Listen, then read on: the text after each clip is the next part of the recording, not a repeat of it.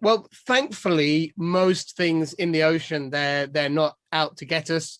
They're not particularly dangerous. So even, very well armed, very capable predators, they're not looking to feed on us. So you can spend time in the water with lots and lots of animals without it being an overly dangerous thing. But with the marine life, actually, the most dangerous encounter I had was also very funny at the time, especially for my friends who I was diving with, because on one particular scuba dive, a dolphin fell in love with me and was trying to give me a nice cuddle. And dolphins are really strong, and the dolphin was pushing me through the water really fast. Could have easily pulled away my air supply, could have easily pulled off my face mask, could have made me go down very fast or up very fast. And luckily, it just was in the end quite funny, but it could have been really dangerous. Can be upsetting, but still, as a photographer, they are important to document. I have to say that for example, I was in the Indian Ocean photographing whales, and we found some turtles trapped in a net. And of course, this would have been great as a photographer to capture this and take photos and have these powerful images to highlight this problem. But my first reaction as a human was to help the turtles. So I took one photo when we first saw them, and then I put my camera back to the boat. So I had two hands free, and myself and my friend Peter, I helped the turtle still so it could breathe, and he cut off all the net around it, and we managed to free several turtles that day. So, but I didn't make any great photos of that situation because, in that situation, this sad event, I reacted as a human, not as a photographer. Definitely you see changes, but actually as an individual, particularly as it's very hard to have a set baseline in your own experiences. You remember things more vivid, more rich than they are now, but is that your memory or is it, reality? And this is where scientific data is really important, because without that, we're all basing on our own impressions.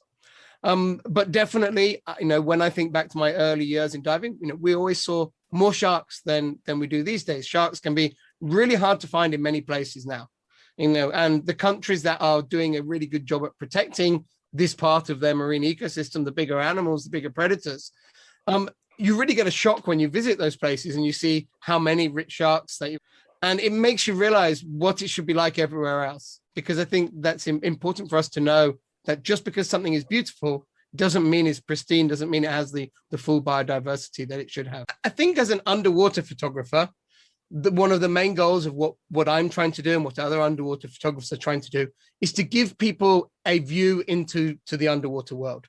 So by taking photos of that environment, I give them a view of it. And if I can make those pictures ones that they want to look at, I think more people will get interested in the stories of the ocean, the wildlife of the ocean, the conservation issues of the ocean.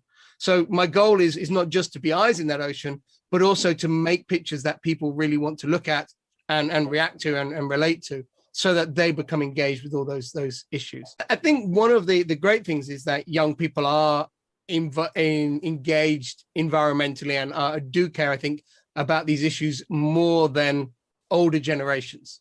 So, but I think one thing I would say to them is try to keep that passion through all your life. We need to make sure that the environment is part of that recovery.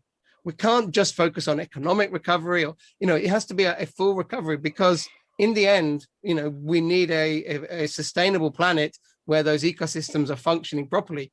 Is not just important for those animals. It's of course important for all of us. And I think that's the key thing for young people to really want to engage with. I think probably like any parent, I think the mark that we are most passionate about is our children and our next generation. So I think that is the biggest ambition of my life, is to bring up a family, bring up a next generation that shares some passion for the natural world.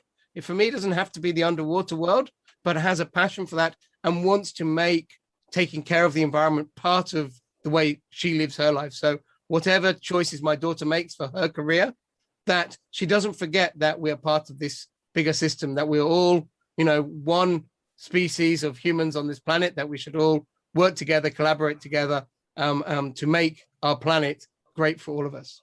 Yeah, all these problems, they're all the big global problems have, local solutions, as long as everyone individually is trying to make a difference. And also that no one is perfect. Even the biggest environmentally passionate people, they don't do everything perfect. It's about everybody making small changes so that we're all doing a better job, rather than trying everyone to be perfect. And I think that can really have a big difference if we all really engage with these things.